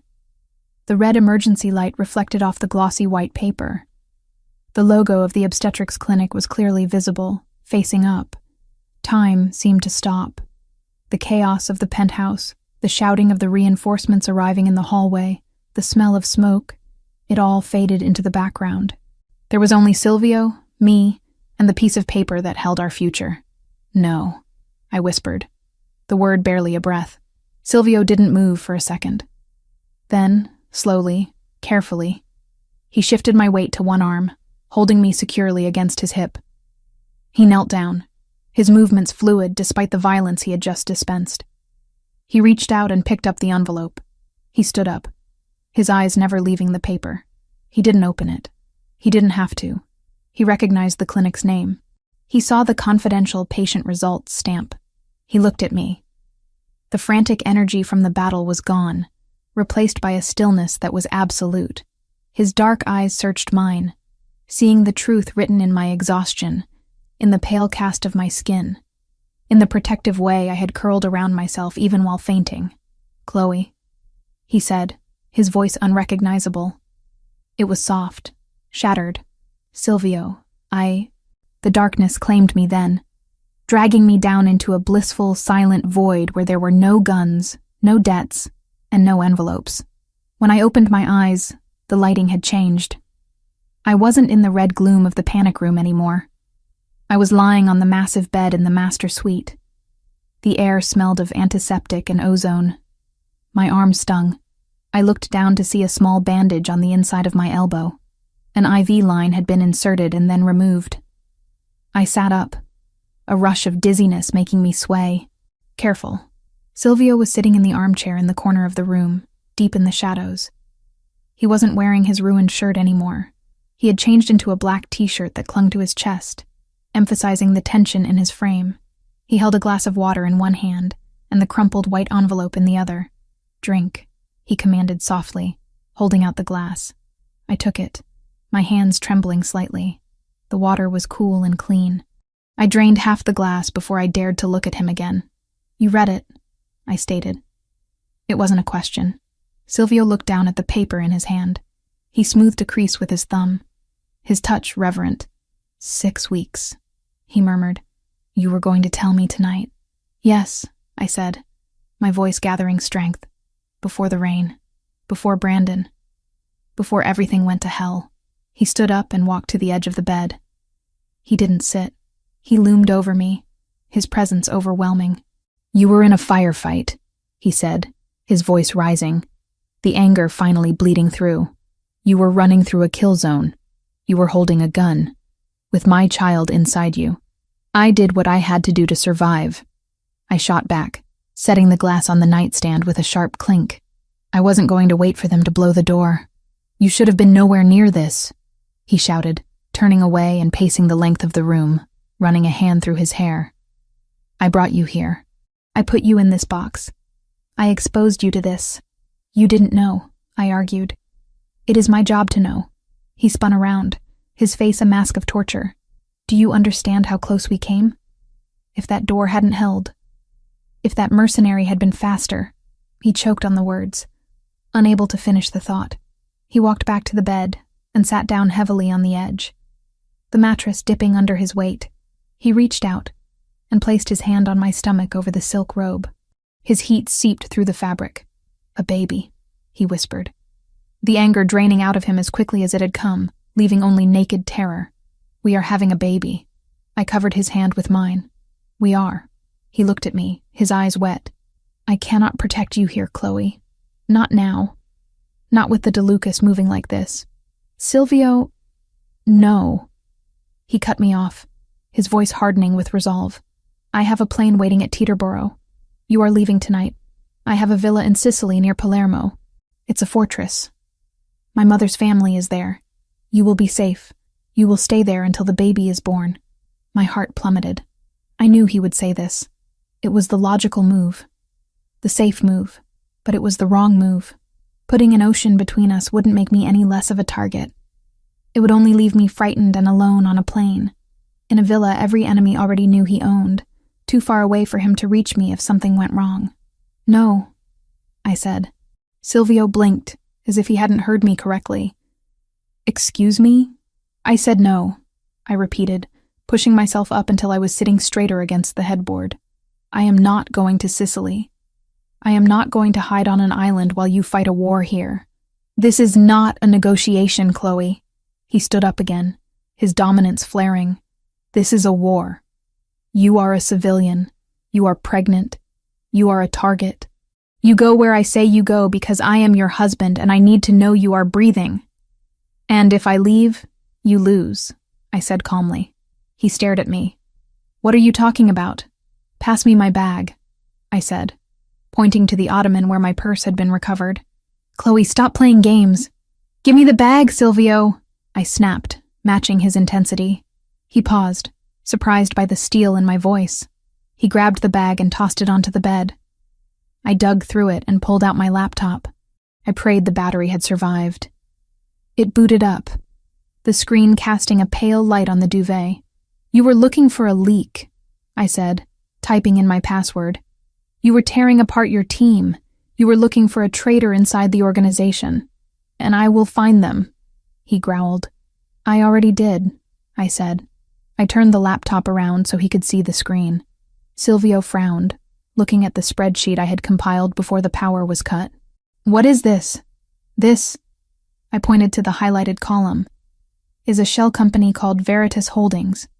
They've been funneling money to my father for 3 weeks. Gambling debts. Just enough to keep him hooked. Silvio's face went deadly still. Your father? Keep looking, I urged. Look who the signatory is for the affiliate company. Silvio leaned in, his eyes scanning the data. He saw the name. Brandon Miller. He straightened up slowly, the air in the room changing. It wasn't the hot anger of before. It was the cold, calculating focus of the boss. Brandon, he said, the name tasting like ash in his mouth. The ex-boyfriend. He's working for them, I explained, the words tumbling out now that he was listening. He wasn't just waiting outside the gallery to harass me. He was the spotter. He confirmed the timeline. He knew the route because he pumped my father for information. Dad probably bragged about your car, about the schedule, about how safe I was. Brandon used that to coordinate the ambush on the highway. Silvio looked from the screen to me, putting the pieces together. The spotters, the timing, it came from outside. Not my men. Your men are loyal, I said firmly. Rocco is loyal. Enzo is loyal. You were chasing ghosts in your own house, Silvio. The threat came from my past. He ran a hand over his face, exhaling a long, shuddering breath. Your father sold us out? He didn't know, I said, though the defense tasted bitter. He's weak. He thought he was just getting free money. But Brandon knew. Silvio walked to the window, staring at the closed blackout shades. I should have killed him on the sidewalk. I broke his wrist and I let him walk away. You didn't know, I said, but now we do. He turned back to me. This changes nothing about Sicily. In fact, it makes it worse. If they are using your father, they have leverage. They will use him to get to you again. Exactly, I said, which is why I have to stay. Are you insane? Silvio, listen to me. I threw the covers off my legs. They think I'm just the girlfriend. They think I'm a weakness. Brandon thinks he has an inside track because of my dad. If you send me away, they'll know you're spooked. They'll go underground. You'll never find the DeLuca leadership. I took a breath, playing the card I knew would work. But if I stay, if we play this right, I am the bait. Absolutely not. Silvio snarled instantly. Never. We don't tell them I know, I pressed on, ignoring his refusal. We act like everything is normal. We announce our engagement. A big, public party. We draw them out. Brandon won't be able to resist. He'll come to gloat or to get more intel. And when he leads us to his handlers, you crush them. Silvio stared at me as if he was seeing me for the first time. He looked at the curve of my stomach, then up to my eyes. You are pregnant, he said slowly. You are carrying my son, and you want to offer yourself as a lure to the people who just tried to execute us? I want to end this, I said fiercely. I don't want to raise this baby looking over my shoulder. I don't want to live on an island while my father gambles away my safety. I want the DeLucas gone. And I am the only one who can get close enough to Brandon to make him slip up. Silvio walked back to the bed, He sat down and took my hands in his. His grip was iron. "You are terrifying," he whispered, a mixture of awe and horror in his voice. "You look like an angel, but you think like a general. I learned from the best," I said softly. He brought my hands to his lips, kissing my knuckles, then my palms. He rested his forehead against our joined hands. I could feel the battle raging inside him. The husband who wanted to lock me in a tower versus the Don who saw the tactical brilliance of the plan. "If we do this," he said, his voice low, "you do not leave my sight. Not for a second. If you are the bait, I am the hook, and the line is very, very short. I can live with that," I said. He looked up, his eyes burning with intensity. "And your father? If he is the leak, even unwittingly, he is a liability. You know what happens to liabilities." I swallowed hard. "Handle him, Silvio. Secure him. But don't kill him. Not yet. We might need him to feed disinformation to Brandon." Silvio nodded slowly. "You are ruthless, Mia Regina," he said, "my queen," with something like awe and resignation. "I'm a mother," I corrected him, placing his hand back on my stomach. "I'm protecting what's mine." Silvio leaned forward and kissed me. It wasn't a gentle kiss. It was desperate, searing, a claiming of life in the face of death. When he pulled back, his forehead rested against mine. "We will do it your way," he conceded. "We will announce the engagement. We will throw the biggest gala this city has ever seen. And we will bury them all." He stood up, the energy returning to him, focused now. He walked to the door and opened it. "Enzo!" he barked into the hallway. "Get me a secure line to the council, and get a team to pick up Arthur Foster. Quietly. Bag and tag him. Bring him to the warehouse." "Yes, boss." Silvio turned back to me. A ghost of a smile touched his lips. "Sharp, dangerous, and devastatingly handsome. Get dressed, Chloe," he said. "We have a wedding to plan." I watched him go, feeling the weight of the decision settle on my shoulders. I looked at the envelope on the nightstand. I picked it up and slid it back into my purse, right next to the gun I had taken from the safe. Partners. We were partners now, and God help anyone who tried to come between us. The fabric of the dress was like liquid mercury, a silver metallic silk that cascaded down my body, clinging to curves I hadn't realized I possessed until Silvio Zanarello looked at them. Standing in front of the full-length mirror in the dressing room of the penthouse, I didn't recognize the woman staring back. The copper-red waves of my hair were pinned up in an intricate, severe style that exposed the long line of my neck. My makeup was sharper, darker than my usual gallery manager aesthetic. I didn't look like a victim. I looked like a weapon sheathed in precious metal. "Turn around." Silvio's voice came from the doorway. I turned slowly. He was leaning against the frame, dressed in a tuxedo that fit him with the kind of architectural precision only Italian tailoring could achieve. But unlike the other times I had seen him in formal wear, tonight he didn't look like a businessman. He looked like a warlord preparing for a diplomatic execution. He walked into the room, his eyes scanning every inch of me, lingering on the open back of the dress where the silver fabric dipped dangerously low. He stopped behind me, his hands settling on my waist, his thumbs pressing into the silk. "You look breathtaking," he murmured, his breath ghosting over my shoulder, and entirely too exposed. "That's the point, isn't it?" I replied, meeting his gaze in the mirror. "I'm the bait. Bait has to be shiny. It has to catch the light. I hate this plan," he growled, the vibration traveling from his chest to my back. "Every instinct I have is screaming to lock you in this room and weld the door shut. And let Brandon win?" I countered, turning in his arms to face him. "Let the DeLucas keep hunting us? We tried it your way, Silvio. We tried hiding. It almost got us killed. Now we try my way. We control the narrative." He sighed, a sound of deep frustration, but he nodded. He reached into his jacket pocket and pulled out a small velvet box. For a second, my heart skipped. Was this a prop for the engagement announcement? He opened it. Inside wasn't a diamond ring. It was a pair of diamond earrings, elegant drops that caught the light. "Turn," he instructed. I presented my ear. As he fastened the earring, I felt a tiny, cold weight settle against my lobe. The left one contains a high-frequency transmitter. He explained quietly. It bypasses the standard jamming frequencies used at these events. If you tap it twice, my team breaches the perimeter and extracts you. Lethal force authorized. No questions asked. I won't need it, I said, though the weight of the device was a comfort. You will wear it, he commanded, fastening the right one. And you will take this. He handed me a clutch purse. It matched the dress, a hard-shell silver case. It felt heavy. I opened it. Inside, nestled next to a tube of lipstick and a compact mirror, was a micro-compact pistol. A SIG P238. It's loaded. Safety is on, he said. Do not hesitate, Chloe. If he touches you, if he tries to move you to a secondary location, you put 2 rounds in his stomach. Am I clear? Crystal, I whispered, snapping the purse shut. And the tracker? I held up my left hand. On my finger was a massive diamond ring, a prop from his family vault, flashy enough to be seen from space.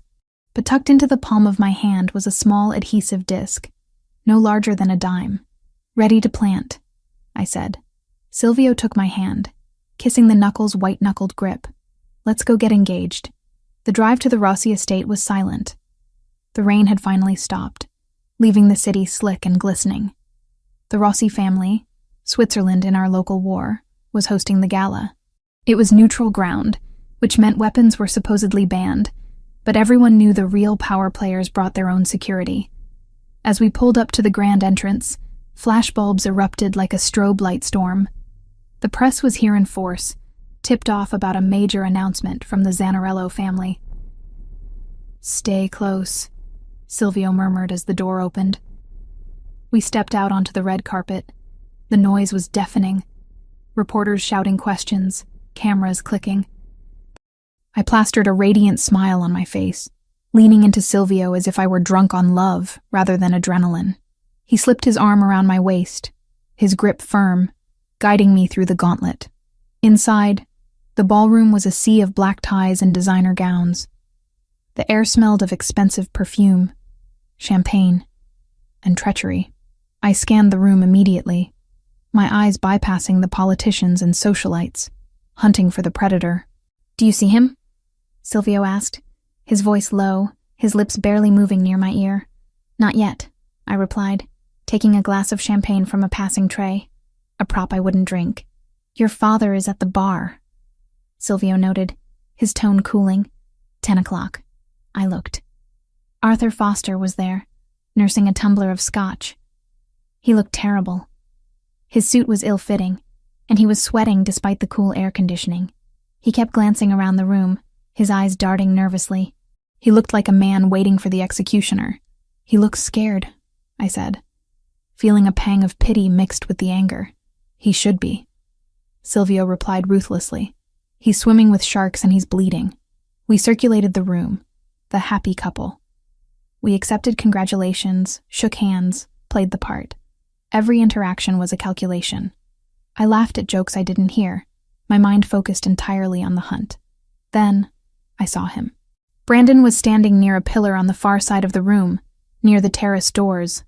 He was watching us. He held a drink, his posture relaxed, arrogant.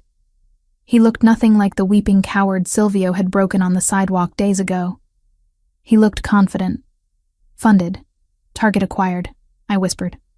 3 o'clock, by the terrace. Silvio stiffened. I see him. Stay here, I said. I need to do this alone. If you're hovering, he won't make a move. Chloe. Trust me. I cut him off. Watch from here. If I tap my ear, you come. I pulled away from Silvio before he could stop me. I could feel his gaze burning into my back as I wove through the crowd, heading toward the ladies' room. A path that would take me directly past Brandon. I slowed my pace as I neared him, letting my gaze drift over the crowd until it accidentally landed on him. I widened my eyes in feigned surprise, then fear. I hesitated, acting like I was considering turning back. Brandon pushed off the pillar and intercepted me. Chloe, he said, his voice smooth, oily, You clean up nice. Better than the wet rat look from the other night. Brandon, I said, pitching my voice to sound tremulous. Please, Silvio is watching. If he sees you, let him watch. Brandon sneered, glancing over my shoulder.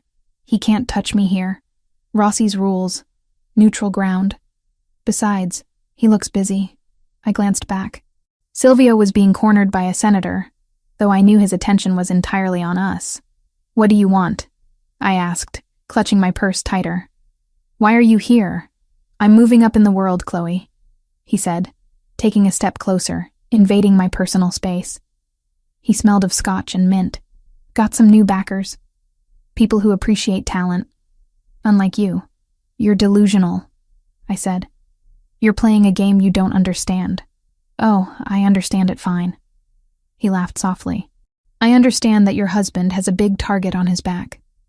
And I understand that you're the bullseye. He reached out, his hand brushing my bare arm. It took everything in me not to recoil. Still single?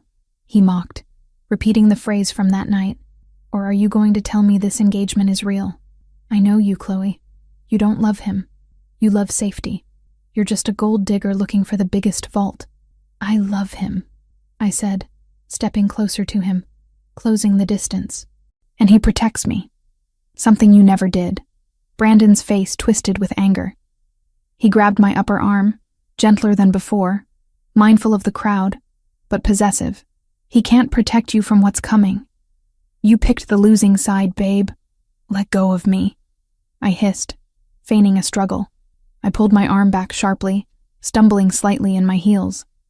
As I regained my balance, I reached out as if to steady myself, my hand landing flat against the lapel of his tuxedo jacket.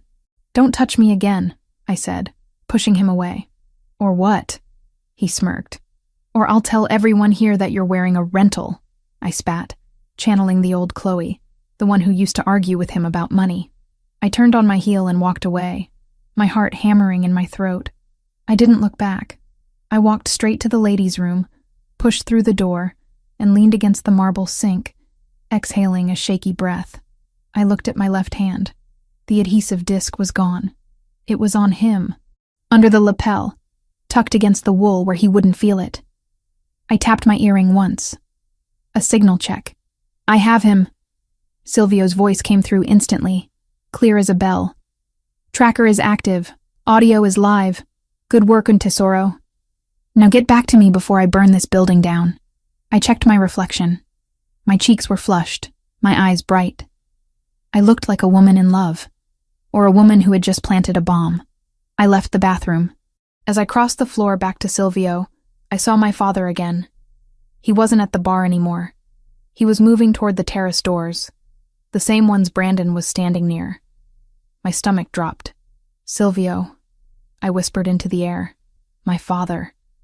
He's moving toward Brandon. I see it, Silvio replied. Don't engage. Come to me. We monitor from the car. We need the conversation. I reached Silvio.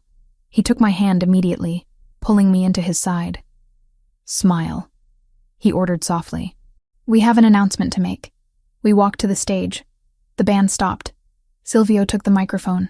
He looked at the crowd, then at me, with a look of such intense possession that the room went silent. They say power is the only currency that matters, Silvio said, his voice amplifying through the hall. But they are wrong. Loyalty is the currency of kings. And tonight I am the richest man in the world. He raised my hand, the diamond ring flashing under the chandeliers. To my future wife, Chloe. The room erupted in applause. Flashbulbs blinded me. I smiled, waving, playing the part of the adored fiancé. But my eyes were locked on the terrace doors.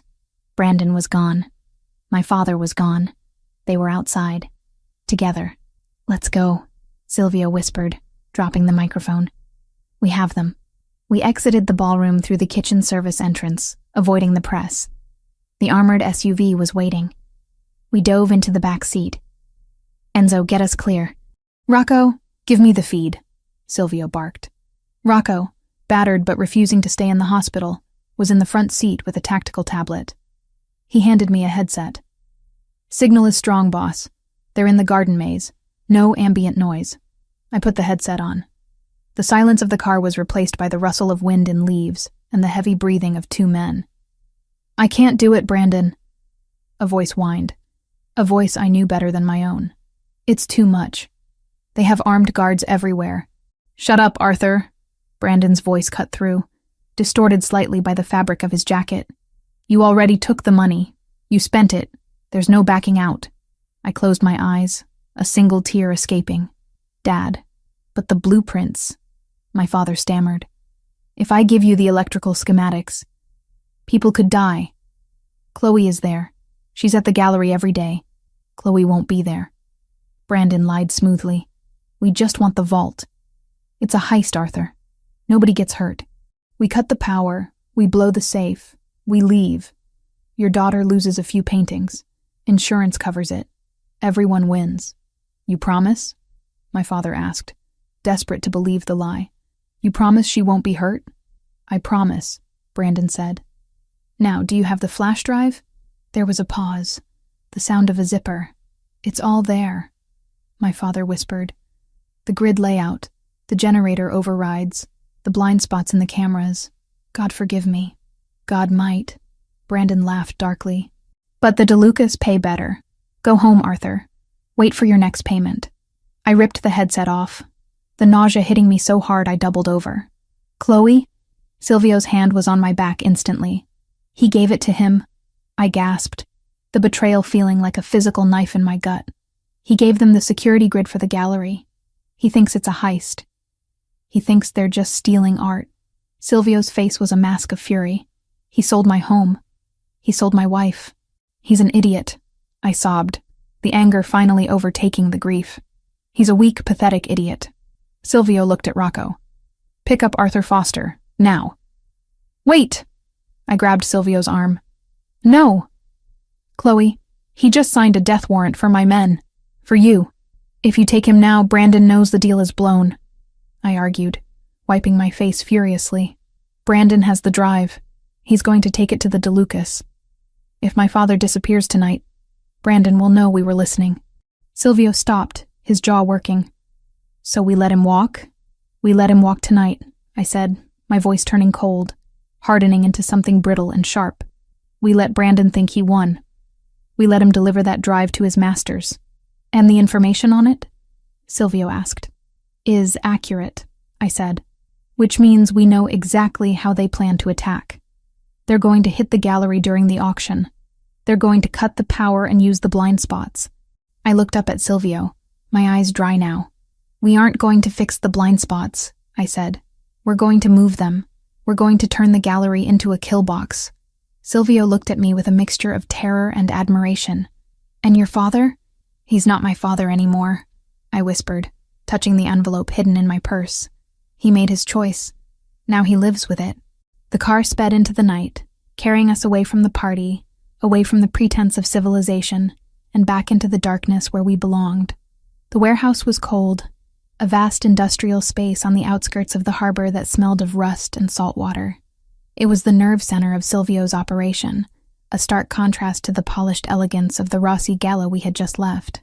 Banks of monitors lined one wall, flickering with data streams, satellite feeds, and the jagged waveform of the audio coming from the tracker on Brandon's lapel. I sat on a metal folding chair, still wearing my silver metallic gown, the hem pooling on the dirty concrete floor like a puddle of mercury. A heavy wool blanket was draped over my shoulders, but I couldn't stop shivering. It wasn't the cold. It was the aftershock of the voice I was hearing in my earpiece. Silvio stood behind me, his hand resting on the back of my chair, a silent, solid presence. He had removed his tuxedo jacket and rolled up his sleeves, ready for work. Rocco was at the main console, typing furiously with his uninjured hand, his face grim. "Audio is clear," Rocco announced. "Target is moving. Vehicle is heading north toward the DeLuca territory." I adjusted the headset, pressing it tighter against my ear. The sounds of the car engine were a steady drone, punctuated by Brandon singing along to the radio. He sounded happy. He sounded victorious. "He has no idea," Silvio murmured, leaning down. "He thinks he's bringing them the keys to the kingdom." "He is," I said, my voice hollow. Just not the keys, he thinks. The audio shifted. The car slowed, turn signals clicking. A heavy gate opening. Voices. I'm here to see Giancarlo. Brandon's voice said, dripping with self-importance. I have the package. Step out of the vehicle, a rough voice commanded. Hands where I can see them. I flinched. Silvio's hand tightened on the chair. Relax, Brandon said. I'm on the payroll. Ask your boss. The girl's father delivered. I closed my eyes, hearing him say it. The girl's father, detached, transactional, made the bile rise in my throat again. My father wasn't a person to them. I wasn't a person. We were assets and liabilities. We have confirmation, Rocco said. He's entering the DeLuca compound in the Bronx. That confirms the alliance. We have enough, Silvio said, straightening up. We take them down. I'll mobilize the hit squads. No, I said, pulling the headset off and letting it drop around my neck. Not yet. Silvio walked around the chair to face me. Chloe, we have the location. We have the proof. We can end this tonight. If you attack the compound now, it's a siege, I argued, my mind racing through the scenarios. They'll be dug in. You'll lose men. And Brandon, in the chaos, he might slip away, or they might realize the drive is a trap and destroy it before they use it. So what do you propose? Silvio asked, crossing his arms. Let them plan the attack, I said, standing up. The silver dress shimmered under the harsh halogen lights. Let them think they have the advantage. My father gave them the electrical schematics for the gallery. He showed them where the generator overrides are. He showed them the ventilation shafts. I walked over to the large table where a blueprint of the gallery was spread out. I traced the lines with a finger that trembled only slightly. They're going to cut the power here. I pointed to the sub-basement. Then they're going to enter through the loading dock, using the darkness. They think the cameras in the East Wing are blind because of the construction. That's what the drive says. And they are blind, Silvio noted. We turn them back on, I said. But we feed them a loop. We let them see an empty hallway while we stack a dozen men behind the walls. Silvio looked at the map, then at me. You want to invite them in? I want to trap them, I corrected. The charity auction is in 2 days. It's the perfect target. High value, lots of civilians to use as leverage. Just like Brandon threatened. They won't be able to resist. It's risky. Rocco grunted from the console. Civilians in the crossfire. We verify the guest list, Silvio said, his mind catching up to mine. We fill the room with our people. Wives, cousins, associates. No real civilians. And my father? I asked, looking at Silvio. Silvio's expression darkened. We have a team on him. He's at a motel on Route 9. Drinking. He's going to wait for his next payment. I said bitterly. He's not going anywhere. Chloe. Silvio stepped closer, taking my hands. You need to make a call on him. If we leave him in play, he is a loose end. If Brandon gets suspicious, he might torture him for more intel. Or he might just kill him to tie up the loop. I looked at the blueprint. I looked at the man I loved, who was willing to burn the world for me. And then I thought about the man who had raised me, the man who had sold my safety for a stack of gambling chips. Secure him, I said, my voice barely a whisper, but quietly. Make it look like he skipped town. A gambling debt run. And then? Silvio asked. Bring him to the basement of the safe house, I said. I want him on ice until after the auction. He doesn't get to talk to anyone. He doesn't get a phone. He sits in a room and thinks about what he did. And after? We'll decide after we survive, I said. Silvio nodded to Rocco. Execute the extraction. Standard bag and tag. No injuries if possible, but don't let him make a scene. On it, boss. Rocco picked up a radio. I turned away, walking toward the dark window of the warehouse that looked out over the black water of the harbor. I felt hollowed out. The adrenaline of the party had faded, leaving a cold ache in my chest. Silvio came up behind me, wrapping his arms around my waist, pulling my back against his chest. He rested his chin on my shoulder, careful not to crush the silver silk. You did good tonight, he whispered. You were perfect. I feel sick, I admitted. He's my dad, Silvio. He taught me how to ride a bike. He used to make me pancakes on Sundays." "I know," Silvio said, tightening his hold. "And that is why this is the hardest thing you will ever do. But he is not that man anymore. Addiction took that man away a long time ago. The man who sold us out is a stranger." I leaned my head back against him. "Is the baby okay?" "The stress. The baby is a Zanarello," Silvio said with fierce conviction. "He is tough. Like his mother." He turned me around in his arms. "We are going home. To the real house. We have 24 hours to turn the gallery into a fortress. You need to sleep." "I can't sleep," I said. "You will," he promised. "I will watch over you. No one gets in. No one gets out." We left the warehouse, the cold night air biting at my exposed skin. As I climbed into the SUV, I looked back at the city skyline. Somewhere out there, Brandon was celebrating. Somewhere out there, my father was drinking himself into a stupor, thinking he had won a reprieve. They didn't know that the girl in the silver dress wasn't a victim anymore. They didn't know that I had traded my innocence for a Glock and a plan. "Enzo," Silvio said as the car started, "take us home and tell the crew to prep the gallery. We're going to war." I rested my hand on my stomach, hidden beneath the metallic fabric. "Hold on, little one," I thought. "Just a little longer. Mommy is going to clean up the mess." The car merged onto the highway, the lights blurring into streaks of red and white. I didn't look at my phone. I didn't look at the tracker app. I just watched Silvio's reflection in the window. A dark guardian in a world of glass and steel. The trap was set. Now, we just had to wait for the wolves to come to dinner. The amethyst dress was a statement of war disguised as couture. The deep, rich purple silk wrapped around my body like a second skin, the color of royalty and bruises, trailing behind me in a dramatic train that hissed softly against the polished marble floors of the Zanarello gallery. It was the night of the charity auction, the night we had advertised to the world, and specifically to Brandon, as the moment the gallery would be most vulnerable. I stood on the mezzanine overlooking the main hall, my hand resting on the velvet rope. Below me, the space was filling with people. To an untrained eye, it was the usual mix of high society donors, art collectors, and philanthropists. But I knew better. Every waiter carrying a tray of champagne was a soldier. The coat-check girl was an expert marksman. The older couple admiring the abstract sculpture near the entrance were retired intelligence operatives Silvio kept on retainer. We had emptied the guest list of anyone innocent. Tonight, the gallery was a stage, and the audience was entirely composed of wolves waiting for a pack of hyenas to breach the doors. "You are gripping the rail too hard," a low voice murmured beside me. Silvio appeared at my elbow, looking devastating in a black tuxedo that concealed the shoulder holster I knew he was wearing. He wasn't looking at the crowd.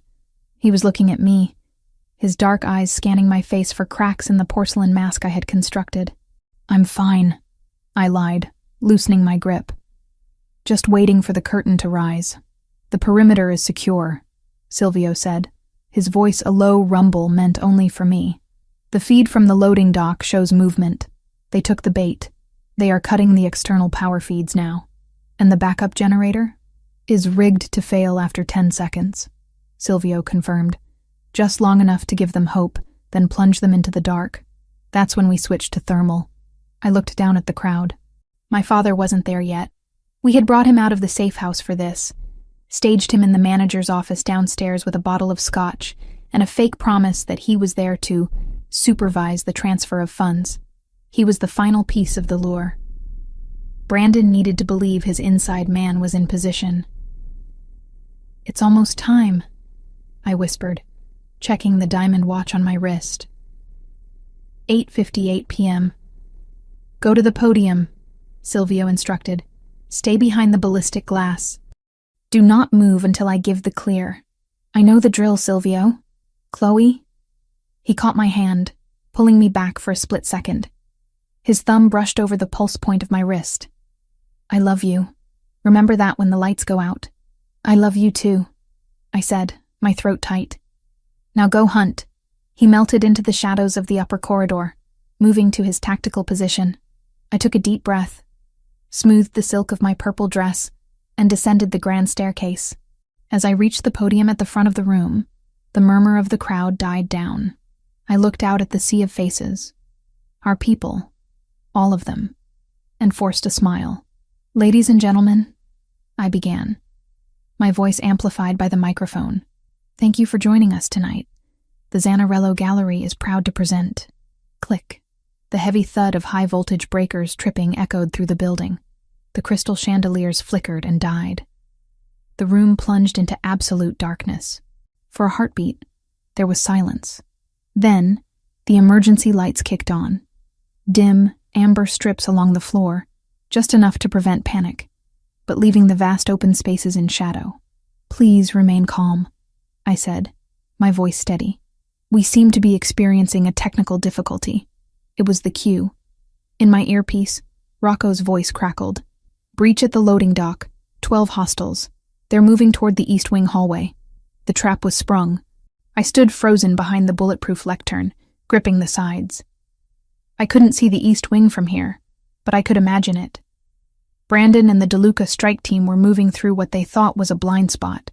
They were expecting empty corridors and disabled cameras. Instead, they were walking into a kill box.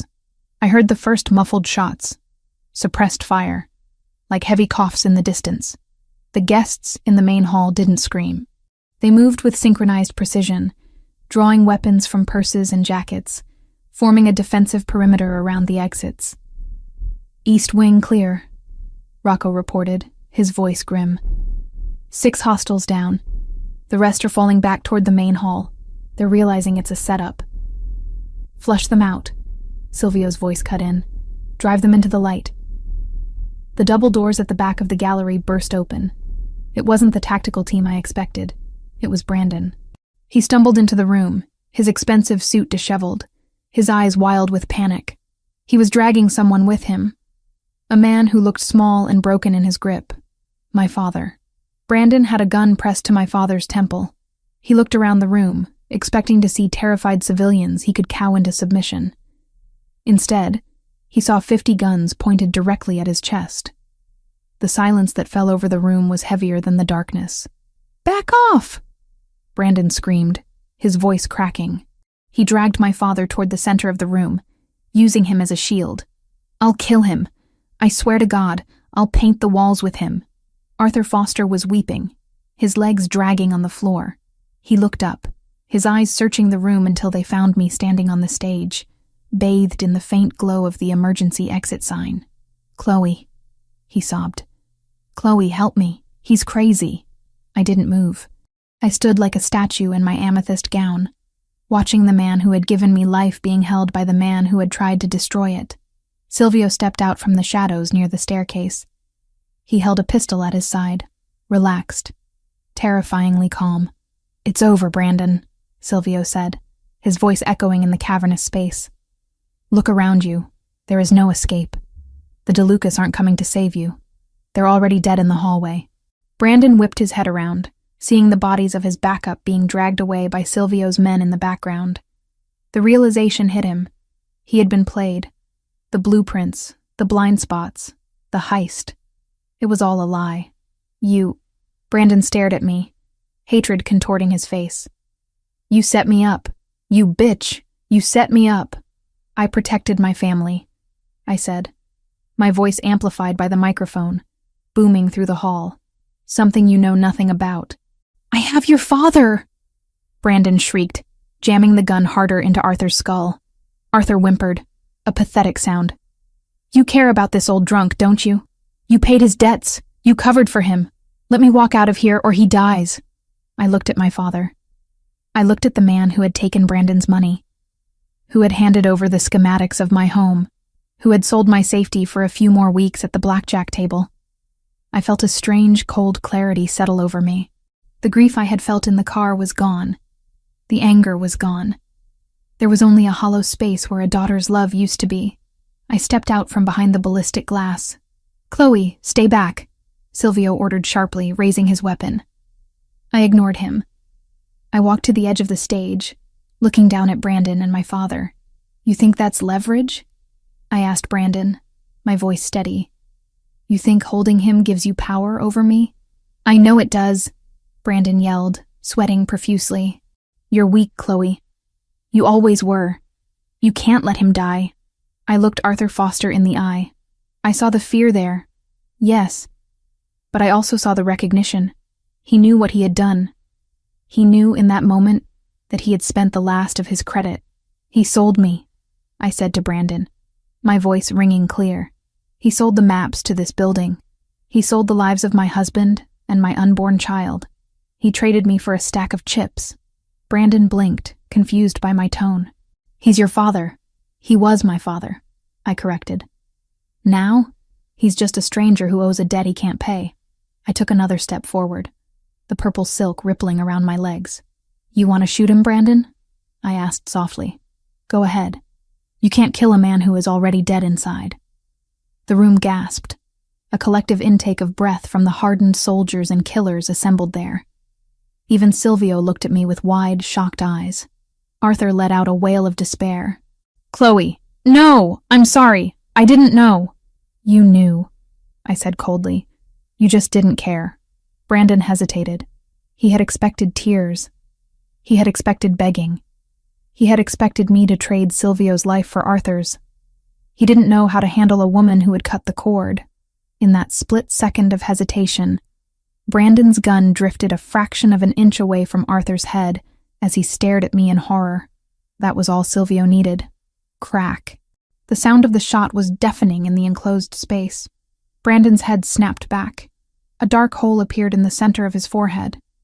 The look of surprise was frozen on his face as his knees buckled. He collapsed backward, the gun clattering uselessly to the marble floor.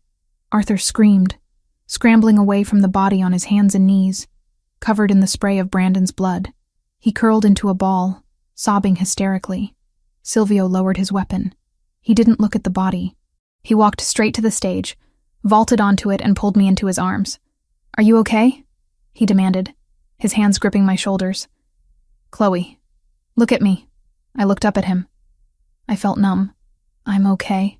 That was... He shook his head, searching for the word. I have never seen anything like that. I had to make him doubt, I whispered. I had to make him freeze. You did, Silvio said. You saved us. He turned to the floor. Rocco and 2 other guards were standing over my father. Arthur was still weeping, rocking back and forth. Get him up, Silvio ordered. Rocco hauled Arthur to his feet. My father looked up at the stage, his eyes pleading. Chloe, thank you. Oh God, thank you. I knew you wouldn't let him hurt me. I knew... Take him away, I interrupted, turning my back on him. Arthur froze. What, Chloe? Where are they taking me? I'm your dad. I stopped. I didn't turn around. I spoke to the empty air in front of me. You're a liability, Arthur. And I'm a Zanarello now. We clean up our messes. Chloe! He screamed as Rocco dragged him toward the exit. Chloe, please, I'm sorry, Chloe! The doors swung shut, cutting off his voice. The silence returned to the gallery. I felt a hand on my waist. Silvio turned me around. He didn't say anything. He just pulled me against his chest, burying his face in my hair. I stood there in my amethyst dress, surrounded by armed men and a dead body. And finally, I let myself shake. It's done, Silvio whispered into my ear. The DeLucas are broken. Brandon is gone. It's done. I rested my head on his shoulder, closing my eyes. Is it? Or is this just who we are now? This is who we have to be to survive, he said. But we are together. And that is the only thing that matters. He lifted me into his arms, carrying me off the stage, stepping over the wreckage of the night. I buried my face in his neck, inhaling the scent of him, and let the darkness take the rest of the memories away. 7 months later, the rain was hammering against the glass, a relentless rhythm that seemed to echo the beating of my own heart. 7 months had crawled by since the night we turned the gallery into a battleground, but the storm outside felt eerily familiar. It was a dark, stormy night, almost identical to the one where I had stood on the sidewalk outside the gallery, pregnant and terrified, waiting for a savior. But tonight, the room was warm. The air smelled of lavender and sterilized cotton. And I wasn't waiting for anyone. He was already here. I lay back against the pillows of the hospital bed. exhausted in a way that felt bone-deep but strangely euphoric. My body felt light, emptied out, sore but victorious. Silvio was standing by the window, looking out at the storm. He wasn't wearing a tuxedo or a tactical vest. He was wearing a soft gray sweater and jeans, looking younger, softer than the world ever allowed him to be. In his arms, he held a bundle wrapped in a white blanket. He was swaying gently, rocking back and forth, murmuring something in Italian that was too low for me to catch. "Is he asleep?" I asked, my voice raspy. Silvio turned. The look on his face broke me. The ruthless Don, the man who had put a bullet in Brandon's head without blinking, was looking at the tiny creature in his arms with an expression of absolute terrified wonder. "He is staring at me," Silvio whispered, walking back toward the bed. "He has your eyes, Chloe. Hazel. But he has my frown. Poor kid." I smiled weakly. "Give him here." Silvio leaned down and placed the baby in my arms. Matteo. Our son. He was tiny, perfect, with a shock of dark hair and a scowl that indeed rivaled his father's. He shifted in his sleep, his little hand curling into a fist against my chest. "He's perfect," I breathed, touching his cheek. "He is a miracle," Silvio corrected, sitting on the edge of the bed. He reached out and stroked Matteo's head with one finger. I never thought I would have this. A son. A future that wasn't just blood and gunpowder. "We fought for him," I said. "He earned his place here." Silvio nodded. He reached into his pocket and pulled out a thick envelope. He placed it on the bedside table. "What's that?" I asked. "The deed," Silvio said quietly. "For the farmhouse in Montana." I looked at the envelope. I knew what it meant. My father. Not the myth I had clung to as a kid, but the broken, dangerous man he had proved himself to be. Arthur had been in a holding cell for the last 7 months. Sober. Terrified. We hadn't spoken. I hadn't visited. "Is he? He is on a plane now," Silvio said. "Escorted by 2 of my men. The house is isolated. It has a garden, a library, but no internet, no phone lines. And the nearest town is 50 miles away." "Prison," I said. "Sanctuary," Silvio corrected. "He is safe there. The DeLucas are gone, but there are always other wolves. He can't gamble in Montana. He can't sell secrets. He can live out his days in peace." "Does he hate me?" I asked, looking down at Matteo. "He cried when we told him," Silvio said. "He asked if the baby was a boy or a girl. I told him it was a boy. He said to tell you he hopes you're a better parent than he was." I felt a single tear slide down my cheek. "That's a low bar." "You have already cleared it," Silvio said, wiping the tear away with his thumb. "You protected your son. You faced down a gunman for him. You are the best mother he could ask for." He leaned in and kissed me. A soft, lingering kiss that tasted of relief and promise. When he pulled back, he rested his forehead against mine. "The business is settled," he said. "The territories are secure. Rocco and Enzo are already folding the crews into something that actually looks like order. For the first time in 10 years, we are at peace." Peace. I tested the word. It sounded strange. "What do we do with peace?" "We live," Silvio said. "We raise Matteo. We buy more art. We argue about paint colors for the nursery." I laughed, a tired, happy sound. I was thinking gold, to match the robe. "Gold is good," he agreed. He looked at me, his eyes dancing with a flicker of the old dangerous spark. "You know," he murmured, glancing at the ring on my finger. The real one this time. A massive emerald-cut diamond that he had placed there the day after the shooting. I realized something. "What?" "That night on the street, when Brandon asked you..." I smiled, remembering the fear, the rain, and the way Silvio had emerged from the car like a dark god. "If I was still single?" I finished. "Yes." He kissed my temple, then kissed Matteo's head. "I never let you answer him properly." I looked at my husband. I looked at our son. I looked at the rain falling harmlessly against the window, unable to touch us in our warm, secure tower.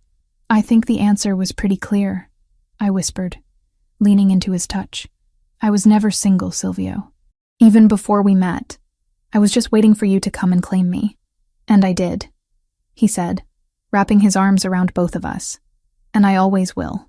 Outside, the storm raged on. But inside, in the quiet circle of our family, the silence was finally, perfectly enough. The end.